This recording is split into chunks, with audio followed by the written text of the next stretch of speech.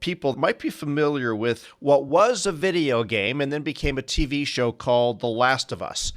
And I wonder if you could explain the premise of this show and why it's connected to some of your work. Let's start by saying that I never watched the show except for the opening trailer. You haven't seen the world, so you don't know.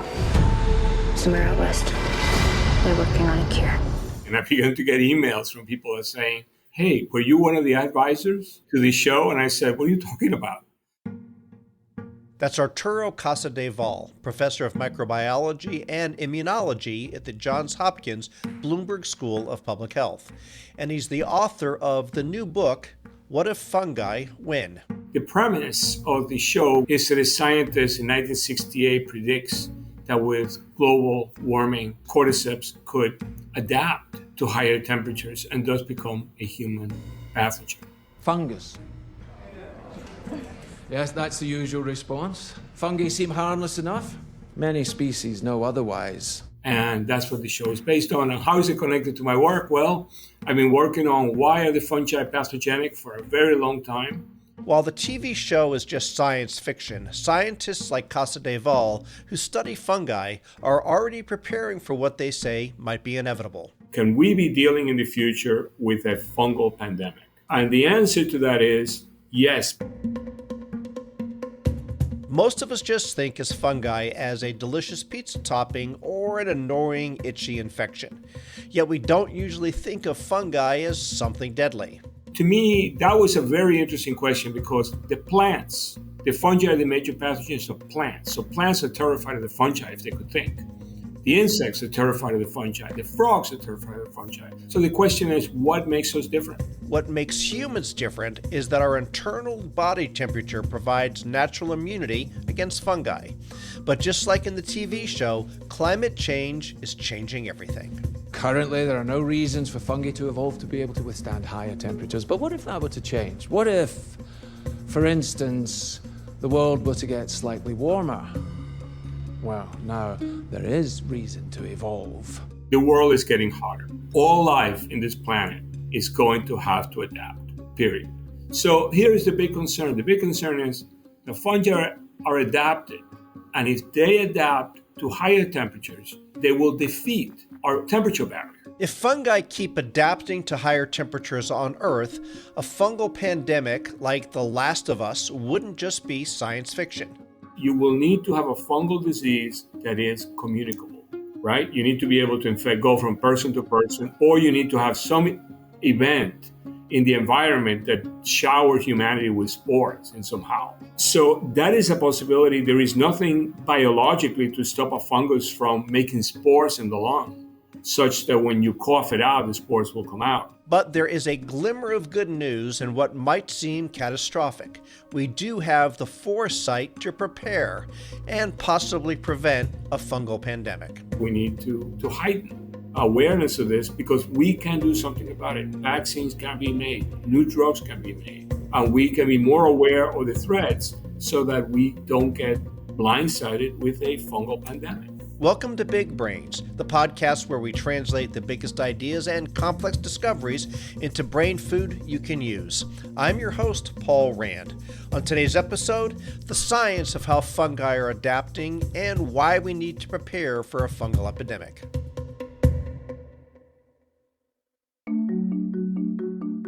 The University of Chicago Leadership and Society Initiative guides accomplished executive leaders in transitioning from their long-standing careers into purposeful encore chapters of leadership for society.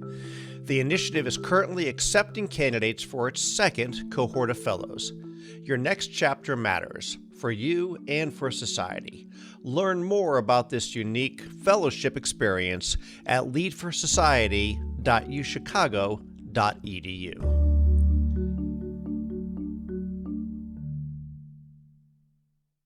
Most people, of course, are probably giving thought to this, thinking they know what fungi means, or fungi, and that's something that they eat or will see in the woods on a walk. But I wonder if you can talk about the kinds of fungi that you are talking about and what a basic explanation of what they are. So, Paul, that's a great question. Most people don't think about fungi except in the supermarket or in the woods after it rains when they see mushrooms.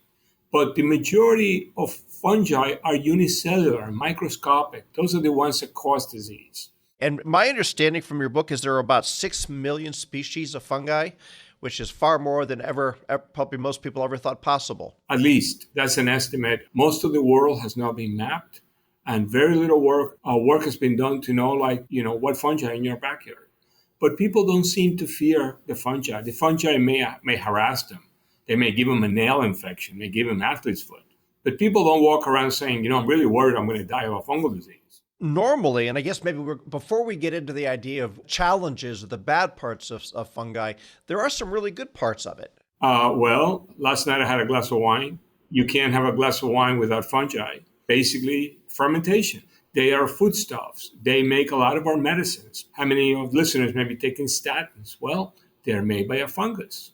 Penicillin is made by a fungus. So many of the other antibiotics are made by fungi. But most important for the planet, what the fungi do is that they are the big degraders. So when a tree falls down in the forest and rots, it is the fungi that return all those nutrients back into life. So they are essential for life on Earth as we know it. We might not know just how many fungal species are out there, but we do know a lot about the ones we've already come into contact with. And Casadevall had personal experience with one fungal disease in the 1980s, during the height of the AIDS epidemic. What really changed my life was going into Bellevue Hospital in New York City in the mid-1980s. And what I saw there was a devastation that is hard to describe. The hospital was full of young people dying of a disease that we had never heard before. The idea that something can happen in medicine that was not known was shocking. And what was killing them was not so much the virus that we know now as HIV, but opportunistic infections. And these are infections like fungi was one of the big problems, causing pneumocystis. We didn't think in the mid-1980s that you could ever make drugs to control this virus. So the idea was, if we're going to help these people, we got to work on what's killing them, the fungi. And therefore, that's why I went into working on the fungi. The study of fungal disease has always been a backwater in the sciences. Viruses and bacteria have always sucked up all the energy in the room for one simple reason. Most fungi are not pathogenic because you are protected by your temperature. You're hot. Fungi can't survive above 97 degrees, coincidentally, the average temperature of humans. So fortunately for us, we've had a natural immunity. And we don't think about it, but our temperature, what we walk around every day with, is enough to keep out most of the fungal world. So we're getting a huge amount of protection. Basically, they can't replicate at our temperatures. They basically, once they go into us, they shut down and the immune system cleans them up. And that's why most people don't worry about dying of fungal diseases. That is until 2009 when everything changed. A fungus known as Candida auris started doing something scientists thought wasn't possible. So here is something. This fungus was unknown to medicine till 2009. And then a couple of years later, it begins to show up in patients in 3 different continents. And the isolates are not related. You can't say, well, it happened in Venezuela, happened in South Africa, happened in the Indian subcontinent. You can't say, well, somebody brought it on a plane and infected. No, these things are not related. They're in fact quite different. And now we have a major problem with Candida auris, which is rapidly disseminating and causing problems throughout the United States. Turn now to something you've been hearing a lot about lately, a fungus known as Candida auris. The CDC is on alert, citing a rapid spread, particularly in healthcare facilities. Candida auris is a form of yeast. For a healthy person, it's usually not harmful, but for those with weakened immune systems, it can be deadly. More than half of the states have now reported cases of the drug-resistant fungus. So the first reports all happened in people who were very immunosuppressed. So the fungus almost found a way to adapt. Once it gets into a hospital, it's very tenacious and it's very hard to clean. So if you look, the CDC put out a paper a couple of years ago just showing that this thing was spreading state after state. And right now it's primarily a problem for immunocompromised patients. But we have 7 million immunocompromised patients in this country. A lot of people are potentially at risk. So the question I pose to you and to our readers is, what's going on here? A fungus not known to medicine shows up simultaneously in 3 continents, and they are not related. They appear to be independent eruptions. And I give you something. What is the one common denominator? It isn't soils, it isn't culture, it isn't food. It's all 3 places are experiencing global warming. So we have proposed that this is the canary in the coal mine. It is the first example of a fungus that was living in the environment, not bothering any humans, with the capacity to cause disease. But then it adapted. And even though we can treat it, I don't want to scare any listeners off, and even though the likelihood of anybody getting it is very small, the bottom line is the fact that it happens should be a big warning signal. So here is the big concern. The big concern is the fungi are adapted, and if they adapt to higher temperatures, they will defeat our temperature barrier. Because if you have a fungus that can grow, let's use the Fahrenheit scale, above 95 degrees, well, it's not pathogenic today. But if in 2 or 3 years it can go to 98 degrees, well, you're not going to keep them out.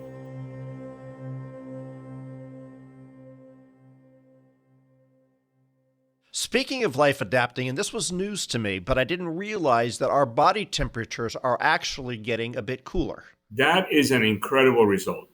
It was a very interesting paper. What they did is they collected temperature readings for decades, going back, over 100 years now, and they showed that the average human temperature is dropping. So in other words, your great-grandparents were warmer than you are. So how can that be? After all, we are the same species. Well, it turns out that 100 years ago, people were infected with a lot of things that they're not infected in our clean world today. They had worms. Many of them had tuberculosis. Even if it was latent, it would raise your temperature possibly. And they lived in a different world where there was more inflammation. Inflammation is why when you get an injury, it feels warm. Right. So in a more inflammatory world, they had higher temperatures. Our world is cleaner. But this leads to a problem, because if the fungi are adapting and we're getting colder, we're going to meet earlier than we think. So we have 2 things going on. We have adaptation, but if adaptation is not enough, then the temperature is also making them change. And it's going to change them in very unexpected ways. But one of the other things is that climate change is not only making some of these fungi stronger, it's actually helping them proliferate. So where we are today and where we are tomorrow, just on a volume basis, could actually be quite different. There's been studies, including one from Duke University recently that was going on with mice, that really brought this to life. Can you talk us a little bit about that study and what it helped show us? So what that study showed us is that we don't have to worry only about adaptation. The situation gets worse, because when you take this fungi and you put them in a warmer environment, well, they have these mobile DNA elements that then begin to reassort their DNA. So when they reassort their DNA, some of them come out drug resistant, and some of them can acquire more virulence. If the fungi continue to adapt to our new climate, becoming resistant not only to our natural temperature barrier, but also resistant to antifungal drugs, what will that mean for us? Well, Casadevall and other scientists hope to develop better antifungal drugs, and even possibly a one-size-fits-all antifungal vaccine. That is after the break. If you're getting a lot out of the important research shared on Big Brains, there's another University of Chicago podcast network show you should check out. It's called Not Another Politics Podcast. Not Another Politics Podcast provides a fresh perspective on the biggest political stories, not through opinions and anecdotes, but through rigorous scholarship, massive data sets, and a deep knowledge of theory. If you want to understand the political science behind the political headlines, then listen to Not Another Politics Podcast, part of the University of Chicago Podcast Network.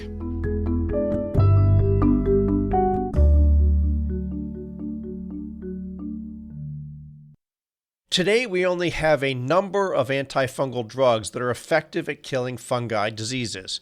But the reason why we don't have more of these drugs might actually surprise you. When you look at the tree of life, animals, us, cows, monkeys, are closest to the fungi rather than to the plants, rather than to the amoeba and things like that. The little ones, the microscopic, and the big ones, the mushrooms, are really the same type of organism. And what makes them really interesting is that they are your closest relatives. So we share a lot of the biochemistry with them. And that actually becomes a problem when you try to make antifungal drugs. Essentially, it becomes harder to make a drug that can fight your relatives and not you. The fact that we are biochemically so similar to the fungi, what it means is that it is difficult to find a difference. And if it's difficult to find a difference, the difference is the target. You want to kill the fungus and not kill the person. There are also some implications of certainly some serious side effects of at least some of the current antifungal medications. Well, our best antifungal was made on the year that I was born. It's known as amphotericin B. If you want to know my age, 1957, I was born. And the drug was known for many years as amphoterrible. Okay. Now, over the years, physicians have figured out how to make it less toxic. But it tells you something that the most effective drug that we have for some fungal diseases, we now have others, is a drug that was developed a long time ago with a lot of toxicity. Not only do we not have many antifungal drugs in the event of a pandemic, but there's another growing problem. Antifungal resistance is on the rise, meaning fungi are becoming so strong that they can actually defeat the drugs that are designed to kill them. That's right. Resistance, like everything else, continues to be an increasing problem, although some of the current fungal diseases are so resistant that it's just very hard to treat. But it's not just people who are facing antifungal resistance. Scientists are also seeing the same problem in the wild with animals and agriculture. The fungi are responsible for losing an enormous amount of the volume of our crops. Every major crop has a major fungal pathogen. Officials in Colombia confirm a fungus destroyed banana plantations in Asia and Australia, and it has now reached South America. So the wheat have a fungal pathogen, the rice have a fungal pathogen, you name it. Agriculture fights a constant battle with the fungi just to make sure that we have our food at the table. This is obviously an area that is of tremendous importance to society. I mean, maintaining the food supply. And it doesn't make the news. But the fungi are destroying entire ecosystems today. In our lifetimes, we have seen an amphibian catastrophe. A single fungus has spread throughout the world and has killed untold numbers of frogs and driven many to extinction. In North America, we've seen a problem with the bats. The bats were well till 2006, and then a fungus got into this country somehow. The bats are like you. They're 37 degrees in the summer. They're resistant to this fungus. But in the winter, there are no insects. They need to hibernate. So their temperature drops and this fungus kills them. Millions of bats are being killed. For nearly 2 decades, bats across North America have been decimated by a deadly disease called white nose syndrome. Patches of pale white fuzz caused by a fungus appear on infected bats. There was an amazing paper recently in Science associating the declines in bats with increases in infant deaths. And the way this happens is a single individual, by tracking data sets, was able to show that as the bats go down, the pests go up. And people use more pest control, and the pest control gets into everywhere, and there's an association. So it just shows you all this is connected. So when I tell you that there are catastrophes going on in the frog ecosystems, in the bat ecosystems, they will affect us.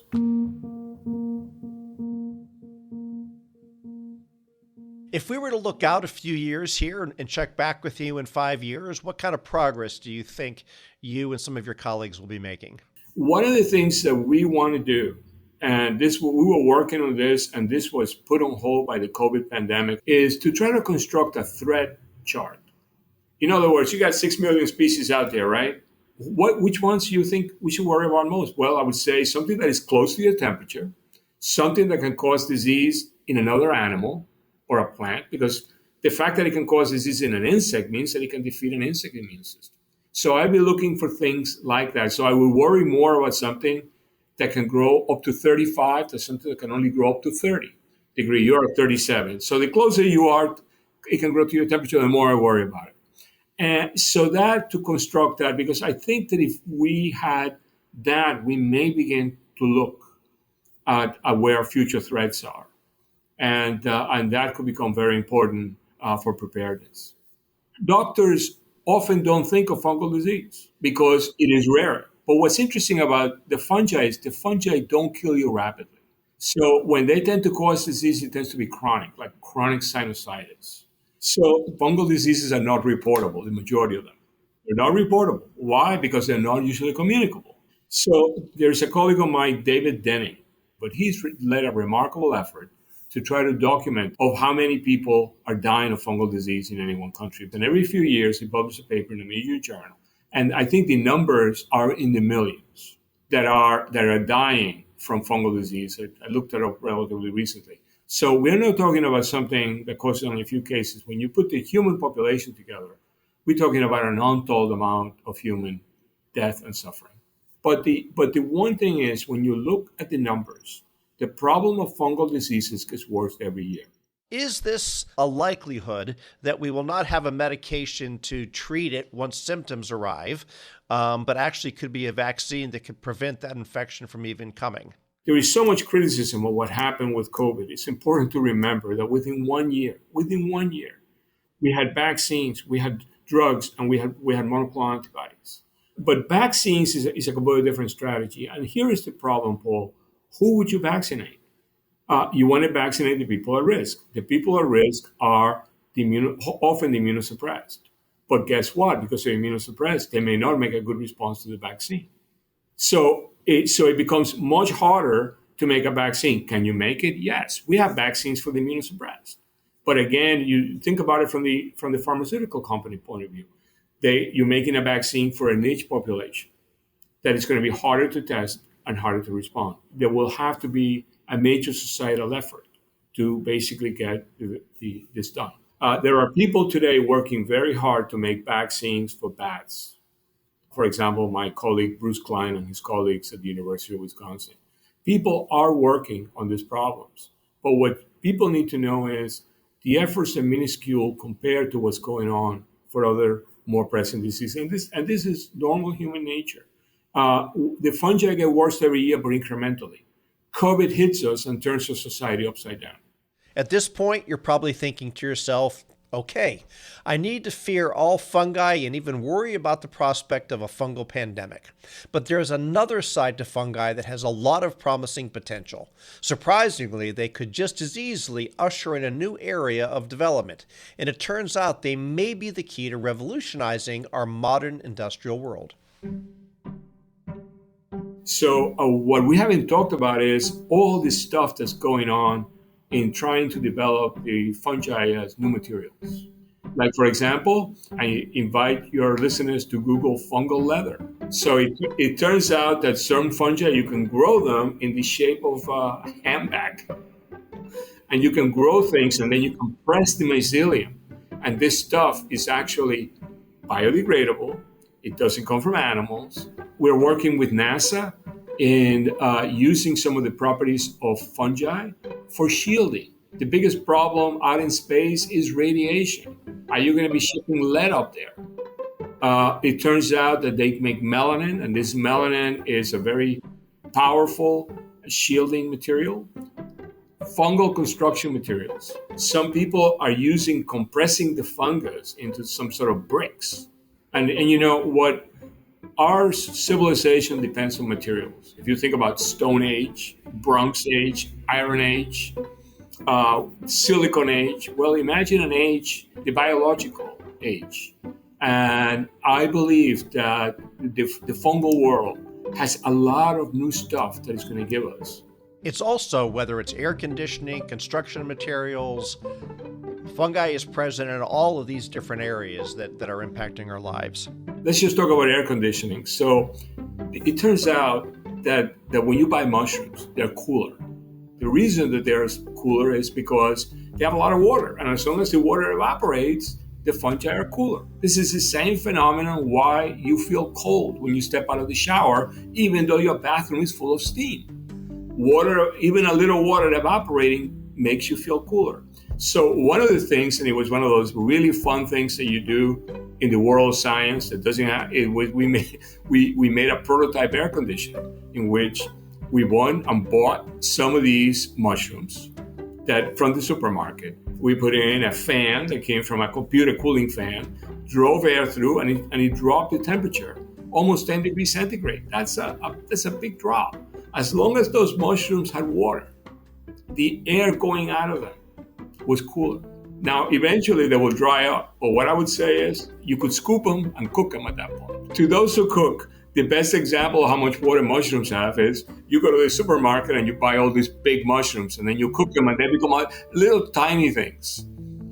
And you say, what happened to this? Well, the water went out. So that's examples, and there are all the people thinking about water, fungi as filtration systems. You can put them in areas in which the water is flowing and they will absorb out of the water many of these things that we want to get out. So there is a lot people experimenting. I think there is going to be a lot more fungi in our world, in our future.